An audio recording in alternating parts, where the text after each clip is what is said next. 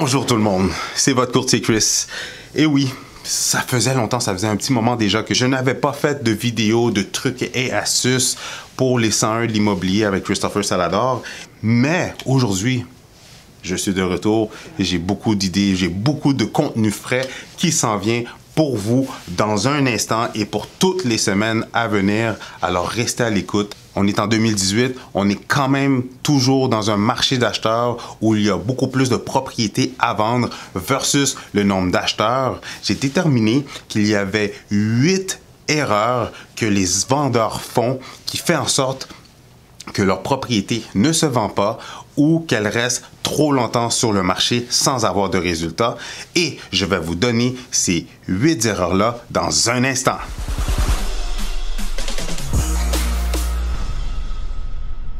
Alors, la première erreur que les vendeurs font, c'est qu'ils se disent ou qu'ils disent à leur courtier ou qu'ils s'implantent cette pensée-là dans leur tête, c'est qu'ils ne sont pas pressés. Je ne suis pas pressé. Souvent, je l'entends, « Hey Chris, regarde, moi, je ne suis pas pressé. » Il y a un dicton qu'on m'a appris quand j'ai commencé en immobilier et qui est toujours valable jusqu'à maintenant, c'est que les pas pressés d'aujourd'hui vont être les prix réduits de demain. Je répète, les pas pressés, les gens qui ne sont pas pressés aujourd'hui vont être les prix réduits, vont être les personnes qui vont réduire leur prix demain. De la même façon que les prix réduits d'aujourd'hui étaient les pas pressés d'hier. Alors, c'est pas une question que vous n'êtes pas pressé, c'est pas une question qu'il n'y a pas d'urgence non plus. Si vous êtes pour mettre votre propriété sur le marché, il y a deux choses. Soit vous êtes sur le marché ou que vous inscrivez votre propriété pour être dans le marché. Puis être dans le marché va faire en sorte que vous allez maximiser vos résultats, que vous allez justement atteindre votre objectif rapidement parce que si vous mettez votre propriété à vendre sur le marché, c'est parce que vous avez un objectif que vous désirez atteindre. La deuxième erreur que les gens font, c'est qu'ils n'ont pas de belles photos. On est en 2018. Même les gens, même pour la location, même pour les gens qui louent des propriétés, des appartements, des maisons sur Airbnb, vont maximiser leurs résultats avec des belles photos. Alors, si vous êtes pour vendre une propriété à 200, 300, 400 000 $ et plus, peu importe le montant, on s'entend qu'avoir des belles photos va faire en sorte de maximiser justement la visibilité, va rendre votre propriété attrayante aux acheteurs qui visionnent les propriétés sur le web. Et on s'entend, on est en 2018. En 2018, maintenant, les acheteurs ne magasinent pas.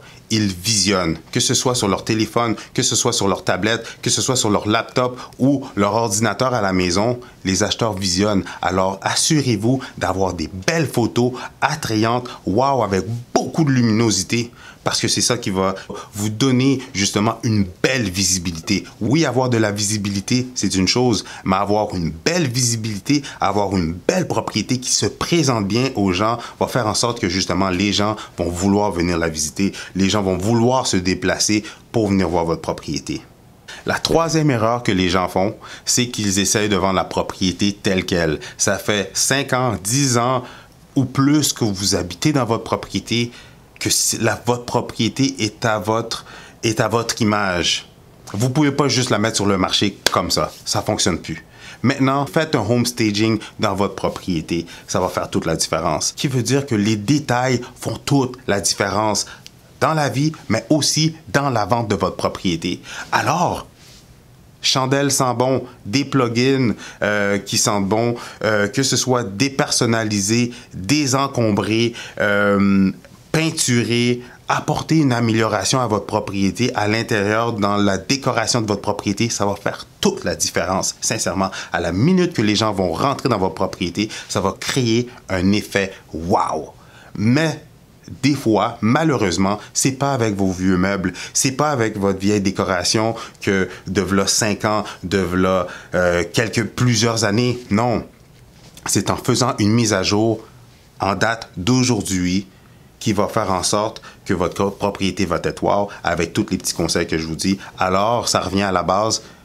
Faites du home staging dans votre propriété ou engagez une professionnelle. Ça va en valoir l'investissement. Quatrième erreur que je vois souvent, justement, qui est une erreur où est-ce que beaucoup de gens se plantent lorsqu'ils essaient de vendre leur propriété, c'est de demander un prix trop cher. Les belles années où on pouvait se permettre d'afficher une propriété trop chère et d'avoir un résultat sont loin derrière nous.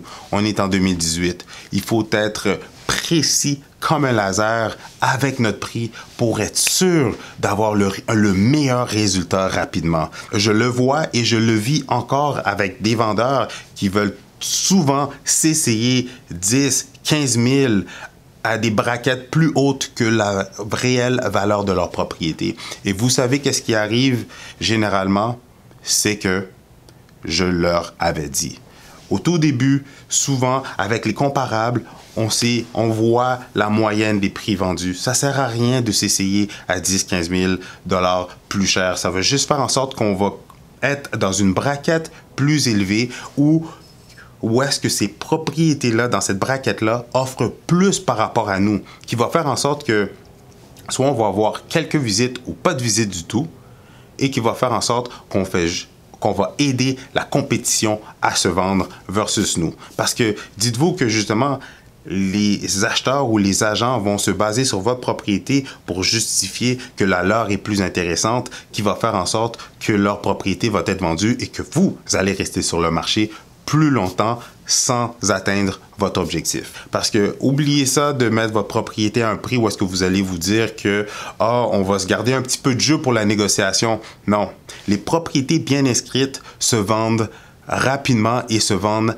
avec peu ou quasiment pas de marge de négociation parce que l'acheteur voit la réelle valeur de la propriété. C'est vraiment lorsque la propriété est inscrite et surévaluée, est à un prix surélevé qui fait en sorte que on voit une grosse différence entre le prix demandé et le prix vendu.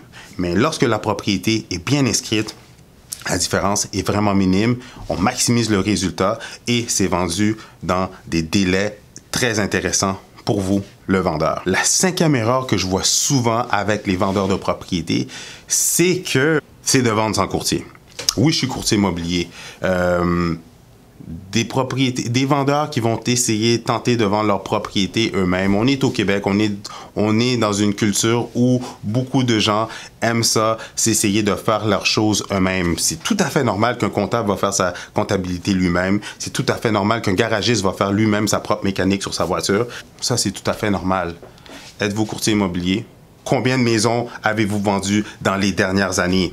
Vous faites peut-être partie des rares personnes qui ont vendu 4 à 5 maisons dans les dernières années. Mais un top courtier immobilier, un bon courtier immobilier vend 30, 40, 60, 80, même plus que 100 maisons à l'intérieur d'une seule année. Alors, entre les deux, qui est le mieux placé? Qui est l'expert justement pour savoir comment vendre une propriété?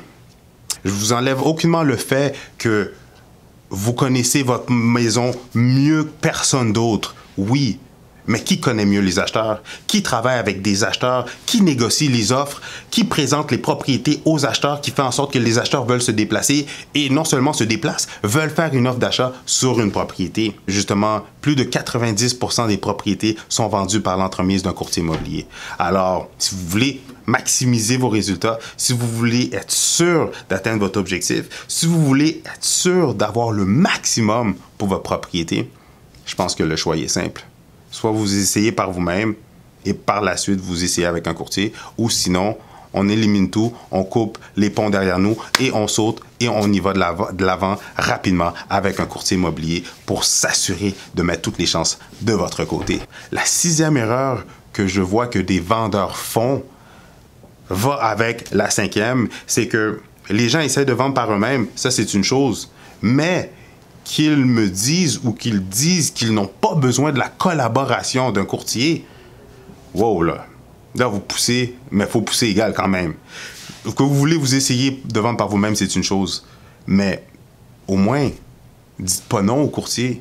Un courtier, justement, peut vous avoir un acheteur potentiel. Un courtier peut vous amener beaucoup plus de trafic, beaucoup plus d'achalandage, d'acheteurs qualifiés vers votre propriété. On est des professionnels de l'immobilier. Donc, si on se promène avec un acheteur, si on vous appelle puis on vous dit qu'on a une visite avec un acheteur, on s'entend-tu que 100% des chances va faire en sorte que l'acheteur avec lequel on magasine est un acheteur qualifié et qui est prêt à acheter? Et ça, c'est pour l'aspect des acheteurs. Mais savez-vous aussi que nous demander des conseils, nous demander des trucs, avoir un courtier qui peut vous assister justement si vous avez besoin d'aide, si justement vous êtes dans une situation et que justement vous n'avez pas de service à la clientèle, on est là pour vous aider. On est là pour répondre à vos questions et c'est tout à fait gratuit. Même si que vous essayez par vous-même, que ce soit pour l'achat ou la vente, mettez-vous pas les courtiers à dos. Au contraire, notre job, c'est d'aider les vendeurs. Notre job, c'est d'aider les acheteurs à trouver la propriété au meilleur prix pour eux autres. De la même façon que pour les vendeurs, notre job, c'est de vendre votre propriété au maximum de sa valeur. Alors, avant de dire non à un courtier, pensez-y bien. 7e erreur que je vois souvent, que je vis dans le cadre de mon travail avec des vendeurs ou que je vois lorsque des gens essaient de vendre eux-mêmes, c'est qu'ils ne mettent pas leur propriété disponible à tous les jours, à tout moment pour les acheteurs. D'après vous, j'ai un acheteur qui a une urgence qui doit acheter rapidement. C'est un cas de transfert, c'est un cas où l'acheteur a une urgence, il doit quitter, il doit trouver quelque chose rapidement. Entre moi et vous, si je vous fais la demande d'une visite pour demain et que vous me dites non, que vous pouvez seulement samedi, que pensez-vous qu'on va faire? Pensez-vous réellement qu'on va attendre jusqu'à samedi pour visiter? On va faire des blitzes de visite d'ici samedi et si l'acheteur trouve une propriété, je vous garantis qu'il va faire une offre sur la propriété qu'il va avoir trouvée intéressante et il va oublier les propriétés qui n'étaient pas disponibles. Alors, avant de pas être disponible, avant de seulement imposer vos disponibilités, pensez-y bien, parce que le plus accessible que votre propriété va être, le plus que vous augmentez vos chances d'avoir une offre d'achat rapidement sur votre propriété. Et la dernière erreur que je vois fréquemment, que je vois souvent avec les vendeurs, c'est qu'ils se découragent. Votre propriété a été sur le marché pendant une certaine période de temps et là, vous vous découragez parce que les saisons ont changé, parce que pour X raisons, vous êtes comme « Ah, OK, on va la retirer du marché, on va prendre un break. » Non! L'immobilier est aussi une question de timing. Oui, vous pouvez être sur le marché pendant 3, 6, 8 mois ou même plus. Tout dépendant des secteurs, certains secteurs prennent beaucoup plus de temps aux propriétés à se vendre. Dans des secteurs, c'est comme ça. Dans des secteurs, c'est 30 jours. Dans d'autres, ça peut être 60 jours, 90 jours. Dans d'autres, ça peut être 4 mois, 6 mois. Dans d'autres, ça peut être 8 mois. Ça dépend de l'inventaire. Non seulement ça dépend de l'inventaire, ça dépend de la qualité de la construction. Ça dépend de plusieurs facteurs. Est-ce que vous étiez au bon prix? Est-ce que vous vous êtes essayé à un prix qui était surélevé? Ça dépend de plusieurs facteurs qui vont faire en sorte que votre propriété va prendre beaucoup plus de temps ou qu'elle va se vendre rapidement sans non plus la donner à un prix ridicule. Mais ce n'est pas une raison pour vous décourager si vous n'avez pas atteint votre objectif dans le délai que vous vous étiez donné. C'est tout à fait normal que des fois, ça prend plus de temps. Comme je vous le dis, c'est une question de timing. Il ne vous faut pas 50 visites, 100 visites. Il ne vous faut pas un line-up d'acheteurs devant chez vous. Non. Il vous en faut seulement que un. Mais le 1 peut se présenter à n'importe quel moment. Si vous retirez votre propriété du marché parce que vous vous découragez, on s'entend-tu que si l'acheteur potentiel est en train de magasiner, il ne voit pas votre propriété? Vaut mieux être patient, rester positif, visualisez justement la vente de votre propriété, mettez une photo sur le mur, sur le miroir que votre propriété est vendue pour telle date. Puis si la date est arrivée puis qu'elle n'est pas encore vendue, faites juste écrire en beau vendu sur une photo de votre propriété, visualisez-la, continuez à avoir espoir en votre objectif et je vous garantis que votre objectif va finir par se réaliser. Alors, c'est tout pour aujourd'hui. Merci pour votre écoute. Ça m'a fait du bien d'être là aujourd'hui. C'est une belle journée malgré qu'il fait vraiment froid ces temps-ci. C'est fou. Mais si vous avez des questions, des commentaires, des suggestions, des sujets que vous aimeriez que je discute avec vous, inscrivez-les dans les commentaires plus bas. Ça va me faire plaisir justement de vous aider, de répondre à vos questions, de jaser avec vous. Vous pouvez me texter, m'appeler ou quoi que ce soit. Je suis là pour ça. Ça va me faire un grand plaisir de vous donner la bonne information pour vous aider dans votre future transaction. Alors avant de terminer, si ce n'est pas déjà fait, inscrivez-vous à ma chaîne YouTube, cliquez le bouton like si vous avez aimé, partagez la vidéo avec les gens que vous pensez que ça va pouvoir aider ou faire une différence dans leur vie ou dans leurs transactions. Sur ce, on se revoit très bientôt et encore une fois, c'était Christopher Salador, votre guide, votre coach, votre conseiller en immobilier.